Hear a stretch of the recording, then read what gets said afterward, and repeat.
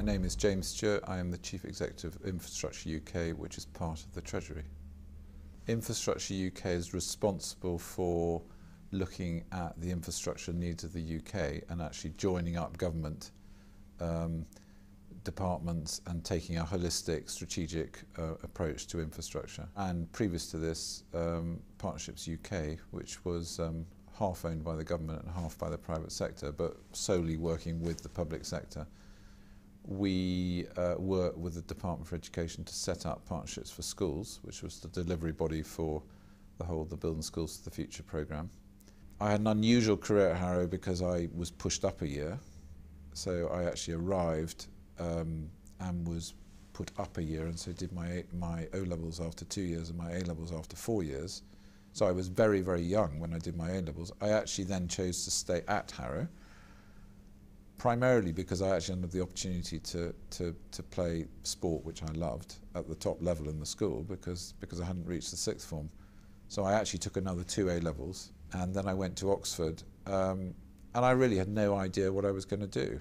But ultimately it was my decision what A-levels I took, and it was my decision to apply for Oxford, and my decision really what other universities to go for. My father ran a small family business exporting machine tools, especially watch parts. He never went to university. I mean, he fought in the war. That was his university. But as I think I probably took my own decisions. I was a reasonably good cricketer. I'd played at Lord's because I was at Harrow, and Eton Harrow was at Lord's.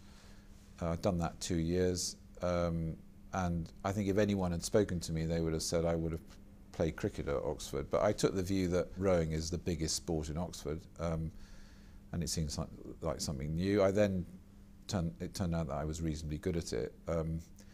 And so really in the Easter holidays, my first year, I had to make a decision. Do I carry on with rowing? Because rowing sort of, most of the summer is the big time for all the regattas and the competitions. And I thought, well, I've done cricket, I've played at Lord's, and so I just took a flyer.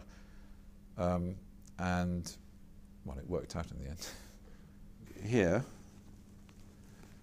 is what is called the Putney Medal, which you only get actually if you win the boat race.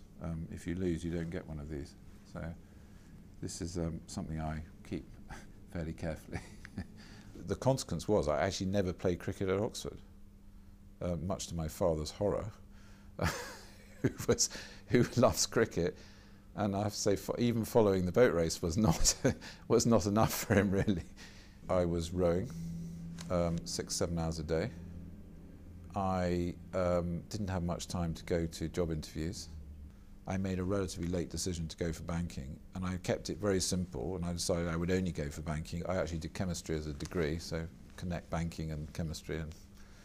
But chemistry is a problem-solving degree, so and I think there's a lot of problem-solving in banking. I applied to 10 banks. I got 6 first interviews. I couldn't turn up to 2 of those. So I went to 4 first interviews. I got 1 second interview with Hambros. They offered me the job, and I took it. I got headhunted for the job at Partnerships UK.